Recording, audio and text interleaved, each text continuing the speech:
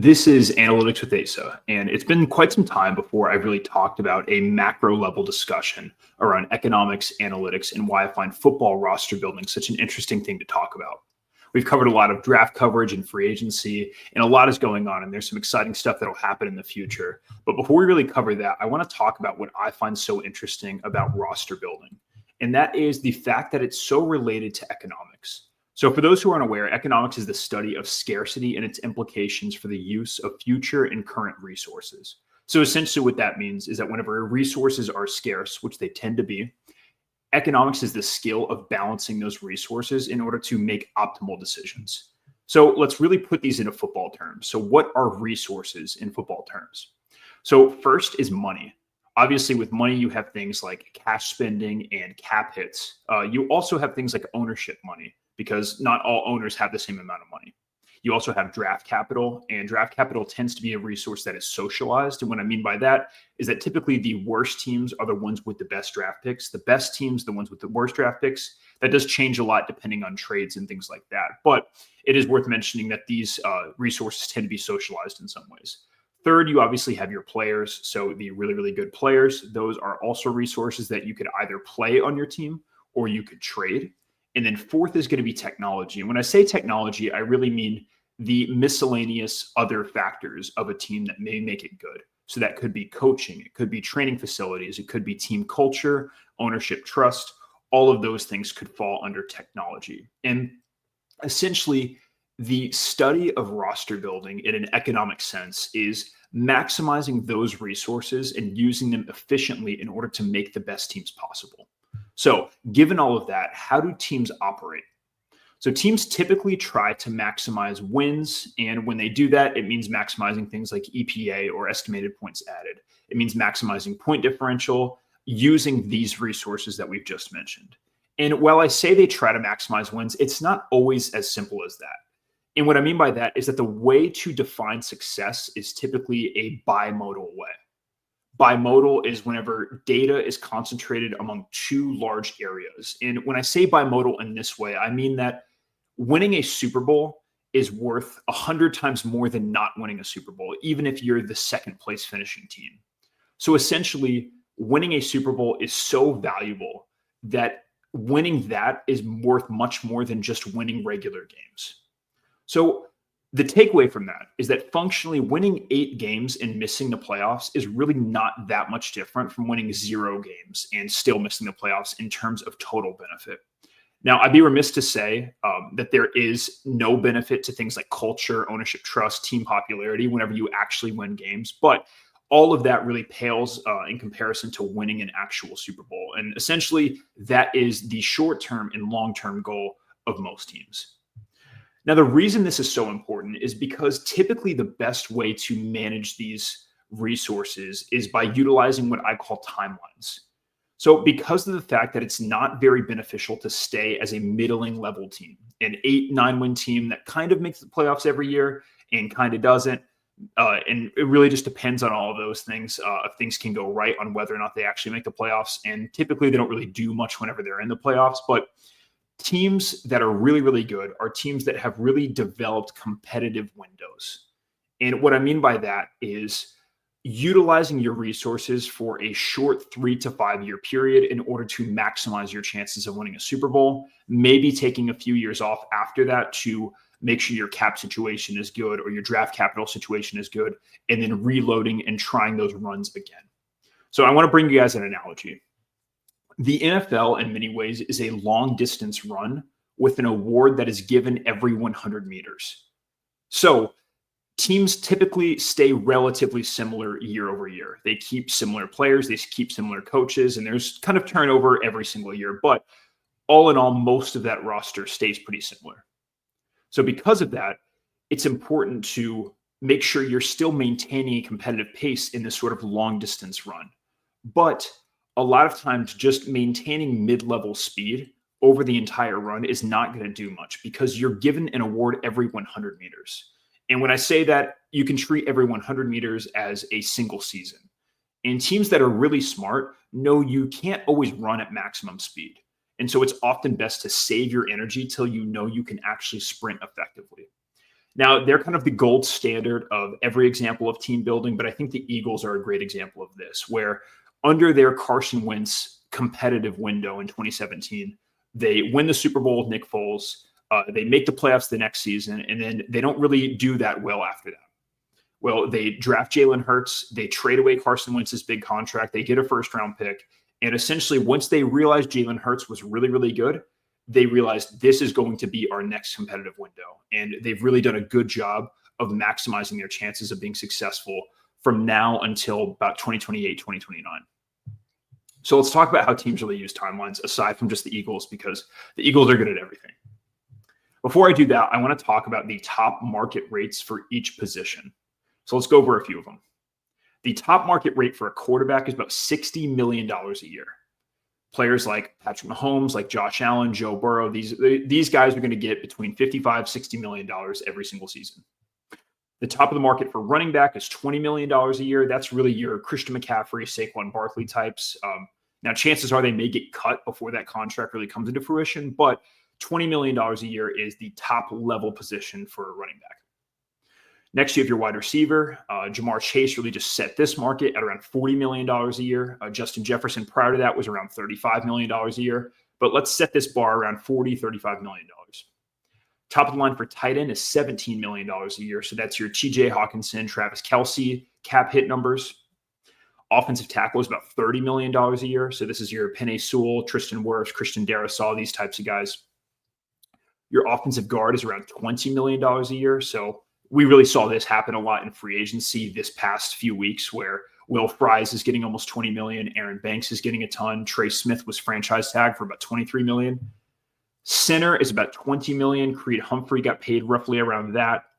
Drew Dahlman got close to that with the Bears. Defensive tackle is about $30 million a year. So this is your Chris Jones, Milton Williams, Jalen Carter, whenever he actually hits his contract. Defensive end is around $40 million a year. Now, that's the very, very top with like your Myles Garrett types. But a little bit before that, you have your other guys like Trey Hendrickson, who are probably going to get close to that, but not quite that level. Linebacker is about $20 million a year. So when I say linebacker, I mean off-ball linebacker. That's your Fred Warner, your Roquan Smith, your top of the line there. Cornerback is about $25 million a year. Now, I saw some people look at the recent Houston contract with Derek Stingley, and it says 3 years, $90 million, but that's really just tacked onto the end of his rookie deal. So if you really smooth that over, it's more like $25 million a year. But I can guarantee Sauce Gardner is going to see that contract and probably ask for $30 million. So I would not be surprised if it goes up. Then safety is about $20 million a year. So the reason I wanted to talk about all of that is because right now the NFL salary cap in 2025 is $279.2 million. Now, if you take all of the numbers that I had and combine them together for the top of the market at each position, the combined cap hit is $342 million. Now, it's worth mentioning there are multiple spots at every position. So the true total is much, much higher than that. Now, of course, teams do not pay every single position at the top of the market, but this is just how proof of how maintaining a really good team is difficult, especially if you have to pay all of these guys and then you have to draft guys in the future and you have to balance all of that out, all while maintaining a competitive roster. So because of this issue that the best players cost the most amount of money, and because there is a salary cap, you have to really get creative with how you actually allocate your resources. Now, before I talk about the two main ways that teams can actually do that, I want to talk about a really interesting trend that Brett Coleman mentioned that he posted on Twitter. So in 2015, the top of the quarterback market was 15.4% of the total cap space. The top of the wide receiver market was 11.3%. Top of the left tackle market, 8.5. Top of the right tackle market, 4.9. And the sum of all of those spots together is 40.1% of the total salary cap. Now, in 2025, that has changed a lot. The top of the quarterback market is 21.5% of the total cap. Top of the wide receiver is 12.5%. Top of left tackle is 9.9%. And the top of the right tackle is 10.1%. When you combine all of those together, you get a total cap space of 54% taken up by just those four positions. The reason this is so important is because teams have realized the most valuable positions at each spot in the roster. Quarterback is by far going to be the most valuable, But aside from that, there's really valuable positions like receiver and like both tackles. And one really interesting thing is that right tackle in 2015 was paid 4.9%, so significantly less than the left tackle. And now right tackles are paid a tiny bit more than left tackles. And that's because teams have gotten a lot smarter about putting their edge rushers on both sides of the ball in order to attack the weakness. Now teams cannot really have a weakness at right tackle like they used to be able to. But with all that being said, there are two main ways that I think teams can really pull types of levers to maximize their success. The first one is what I like to call the cap finagling way. And that is with things like restructures, void years, different extensions in order to create salary cap.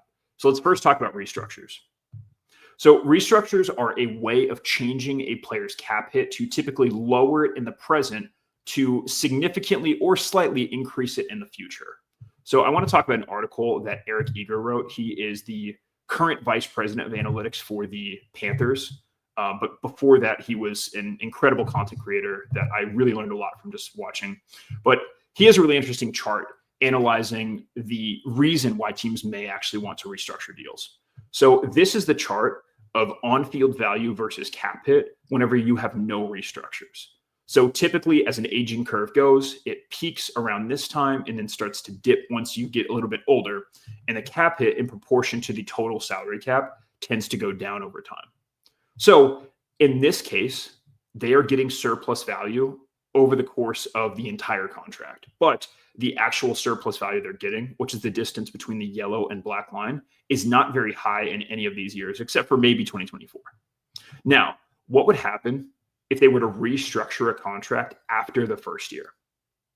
If this were to happen, the cap hit stays the same in the first year, but after that, they are adding a significant difference between the yellow line and the black line here. So you are getting much, much more actual surplus value whenever you restructure for a short period of time. Now, the cost of that is that this cap hit goes up a little bit more than it would have in the first time before the actual restructure. And the on-field value stays the same, but once you get towards the tail end of this contract, there's actually a negative difference between the cap hit and the actual on-field value. So why do teams do this? And then this is the second year where it gets a little bit more extreme, but let's take that away. Big shout out to Eric Eager. He's an awesome guy. But why do teams do this? Teams do this in order to maximize their chances of winning in a short period of time. So whenever you are utilizing this timeline approach, you can restructure contracts in order to have an increased surplus value in the time that you think you actually have a chance of winning the Super Bowl. And that allows you to increase your chances, even if it comes at decreasing your chances in the future.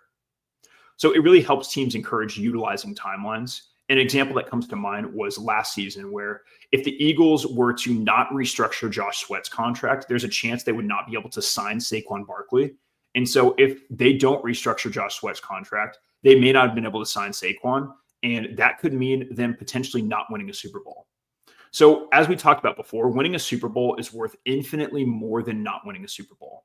So if you actually can restructure a contract and guarantee winning a Super Bowl, you are obviously going to do it, even if it hurts you a little bit in the long term. This is also the reason why the Rams were okay with trading away all of these first-round picks in the past in order to get these really high-level players to maximize their chances of winning in 2021, which, spoiler alert, they ended up doing that.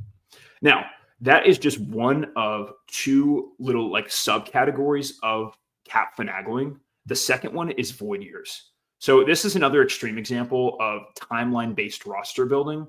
And void years, in very simple terms, they add cap hits or money to the end of a player's deal when that player is no longer under contract. So an example that the Vikings did with Sam Darnold is where he was signed for a 1-year, $10 million $10 million deal last season. And instead of just paying him $10 million up front, well, they actually paid him up front, but instead of it being a $10 million cap hit and having it count as a $10 million cap hit for one season, the Vikings added a void year to the contract, which only counts as $5 million this season, and it will count as $5 million next season when he's no longer under contract. So the Vikings did that in order to increase the surplus value that he would have with the team at the small cost that it would have for the surplus value for this season. Kind of a crude example that I think of is some people describe drinking as borrowing happiness from tomorrow. That's almost what void years / restructures are, that by drinking alcohol, you're having a better time tonight at the expense of the hangover that happens tomorrow. So that's kind of what void years / restructures may be. It's a little more complicated than that. For example, if you re-sign with a team that has that void year cap hit, it gets spread out over the course of the new contract, but there are some exceptions to that. You can look into that for a little bit more details, but I want to talk about void years as just part of this more macro level discussion. So why do teams do this? The first example that comes to mind is the time value of money, which is a finance term that means $1 today is worth a little bit more than $1 tomorrow because of buying power. So this is true for both the US economy, but also especially for the NFL economy. So let's compare the two.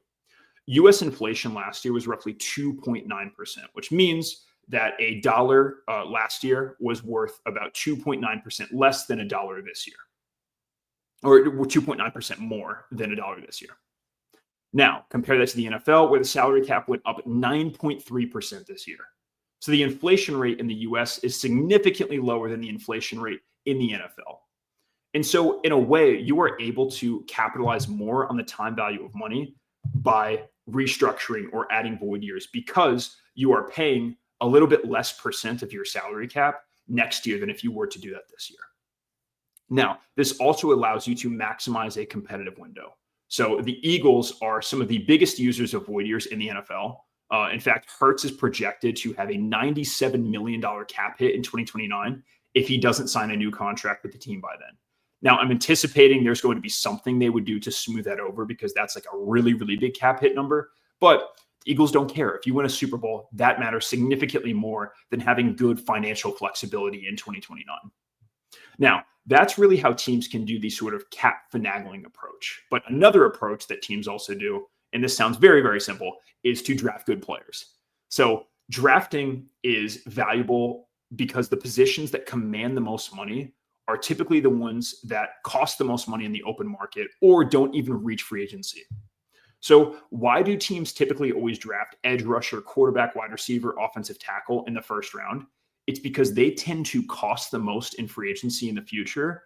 Or if they're really, really good, they don't even hit the open market at all. So guys like Justin Jefferson or Jamar Chase are not going to hit the open market because teams that own them right now or own the rights to their contract are not going to want to let them hit free agency because they're so good. They're such a fundamental building block of that roster, similar to tackles, to quarterbacks, things like that. An example that comes to mind is that Dan Moore Jr., he's kind of been like an average to below average level tackle.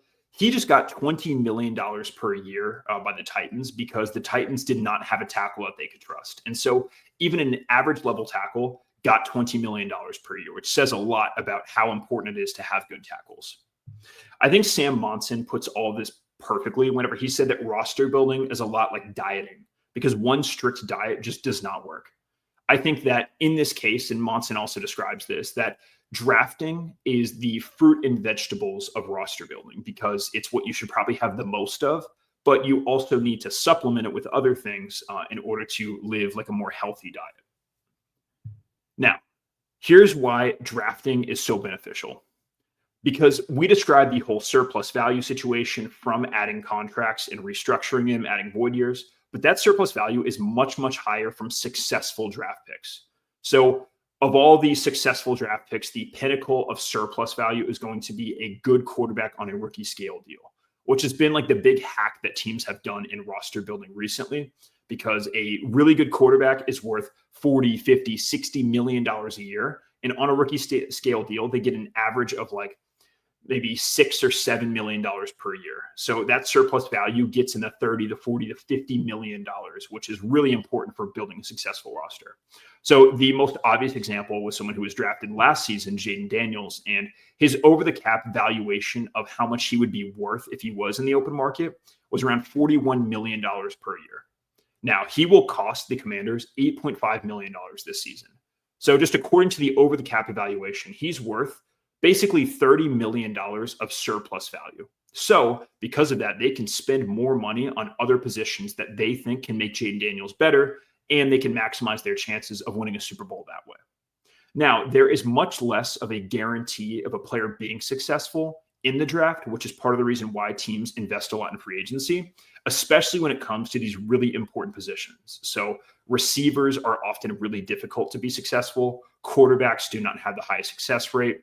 These guys are very difficult to project out. And so because of that, while drafting them comes with the greatest benefit, it also is a lot riskier than signing some player who has played in the NFL for a few years and you know what they've been like on the NFL field. Now, I want to bring you guys a really fascinating example of roster building, and that is the Lions.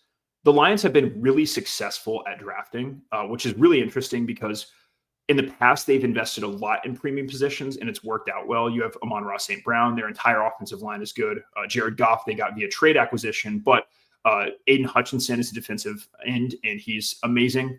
And all of these are considered premium positions. But even at the non-premium positions, they've invested highly with their draft capital. So probably the most obvious example is Jahmyr Gibbs. You had Sam Laporta and Jack Campbell. So these guys are all really important to the Lions roster, but they're not going to be guys who command like $40 million a year once they hit the open market, like some of these other premium positions would. Now, I want to bring you guys an experiment or an exercise. So if you could calculate the chances of being successful, of a player being successful, there is going to be immense value at all known commodities. So if the Lions had drafted Gibbs and Laporta early because they knew they would be successful, there is going to be surplus value over what I would call a higher risk premium position player. So let's talk about this experiment. Imagine that teams had a metric that would assign the percent chance of a player becoming elite at their position. So before I draft JJ McCarthy, I can guess that there's an 80% chance he's going to be successful. Now, that does not exist. I'm sure teams have some very bare bones version of that, but it could exist. Let's pretend that the Lions at the 12th overall spot were debating between two prospects in the 2023 draft. So we're debating between Jahmyr Gibbs and Lucas Van Ness. Now, I don't know if they actually were doing that. I think they traded up for Gibbs, so I'm sure they believed a lot in him. But let's pretend. Let's pretend that Gibbs had an 80% chance of being elite. Let's pretend that Lucas Van Ness had a 30% chance of being elite at the edge rusher position. Now, elite running backs, as we've already talked about, make about $20 million per year. Gibbs, in the way that he was selected, makes about $4.5 million per year in his rookie deal. So obviously there's a big discrepancy between there, but we can calculate the estimated surplus value by taking the percent chance of achieving elite status. So in Gibbs's case, let's call it 80%, times the elite running back money. So if he actually ends up playing like an elite running back, he would be worth about $20 million on the field, but he would only be paid $4.5 million. So we're going to subtract his current contract value from that in order to get estimated surplus value. So for those who have a calculator at home, it would be 20 million or 20, let's just do 20 to calculate in millions, times 80% minus 4.5. And whenever you do that, it gives you Gibbs's estimated surplus value at about $11.5 million per year. So that's pretty good. That is not insanely good, but I feel like the Lions drafted Gibbs despite him not being a premium position player because they realized how good he was and how his chances of being successful were really, really high. Now let's compare that to Lucas Van Ness. Elite edge rushers make about $35-40 million a year. Let's call it 35 just because I don't know if anyone is going to surpass Myles Garrett in the short term. But Lucas Van Ness makes $4.3 million in his rookie deal. So he was picked the pick after Gibbs. If they were to have picked him instead of Gibbs, it would have been 4.5, but let's just call it 4.3 because that's what it currently is. Now, if you were to apply all the same math, so 35 million times 30%, which is what we're projecting his chances of being successful at, and then you subtract it by his rookie deal, you get $6.2 million per year in estimated surplus value. So that number changes drastically based on your actual chances of being elite. So even if Lucas Van Ness is considered more of a premium position player over Jahmyr Gibbs, if they thought his chances of being successful were much lower than Gibbs, then they may make this sort of same calculation I'm doing right now, probably in a much more advanced way than I'm doing right now. But they're making these sort of calculations in order to maximize their chances of being successful. Now, it's also worth mentioning that they've hit on other draft picks at premium positions, And that's part of the reason their roster is so good. But Jahmyr Gibbs acts as the perfect sort of like icing on the cake, especially if his chances of success were really, really high. So this is why, despite the many numbers that I can throw out in this exercise, it doesn't really matter if a player isn't good at all. So if Lucas Van Ness, let's pretend we know he's not going to be good. Even if he's worth a highly premium position player at defensive end like he is, then that may not matter to the Lions if his chances of being successful are not very high. Now, with all that being said, I do still think it's many times often worth the risk of premium positions because of the fact that they're so scarce. Because the best ones are really expensive and the really, really good ones are not even going to hit the open market because teams value them so much. So now, with all of that, how can teams gain an advantage using the draft? One of the easiest ways to do that is by trading down. So it often is not the most fun thing to do because it delays your draft pick, especially if you're on day one and you trade back into day two. But this diversifies your assets and it lowers the risk of one pick not working out. So part of the reason why stock investors are not investing all of their money into one stock is because if that one stock does not work out, you completely go under. You could lose tens of thousands of dollars. But you diversify that in order to lower the risk of what's happening. And if one of your stocks does not work out, you still have all of these other things that you can fall back on. So to compare that to drafting, if you have 4 draft picks and one happens to fail, especially if it's early, that could be really damaging because it means you lose your chance at surplus value for 25% of the picks that you made in that draft. Now let's pretend you trade back and have 7 draft picks. Instead, one failing is not nearly as damaging as if you were to have one fail with a 4 draft pick scenario. So teams really make these calculations in a lot more advanced way than I'm doing now, but they do it in order to look at how can I maximize my roster building? And often trading down is one of the ways of doing that. Another way, and this is kind of contrary to what I've talked about with Lucas Van Ness, but you want to draft premium positions because the financial benefit of a premium position player is significantly higher than a non-premium player. And the chances of earning surplus value may be equal or slightly less likely than if you were to draft a non-premium player, but the actual benefit is much greater. So because of that, the estimated surplus value typically can be higher for a premium player than a non-premium, aside from maybe the Gibbs example, but these are also made up numbers. But you can look at the Eagles for this example. Almost every single draft, they're attacking tackle or defensive tackle or defensive end or quarterback, even whenever they had Carson Wentz, because they realized these are the most valuable positions. And by hitting on these positions, you are going to be significantly better, especially if you don't have to pay those positions a lot of money early on, which is what happens when you draft a good one. Another thing, and this may be a bit controversial, but in my opinion, I think 99% of the time, it's really only valuable if you trade up early in the draft for quarterbacks. Because while there are these other premium position players, quarterback estimated surplus value is so much higher than any other position. Those trade-ups can often be justified. So if the Vikings are giving up 2 first-round picks, which is kind of what they gave up the equivalent to because they anticipated moving up early in the draft last season instead of drafting McCarthy. But if they were to, let's say, trade their 11th overall spot and then the 23 and then maybe a future second in order to get Drake May, if Drake May works, that does not matter. Patrick Mahomes was drafted with, I believe, the 10th overall pick, and the Chiefs had to end up trading up for him. But it does not matter whatever trade chart says. He's so good that it doesn't matter.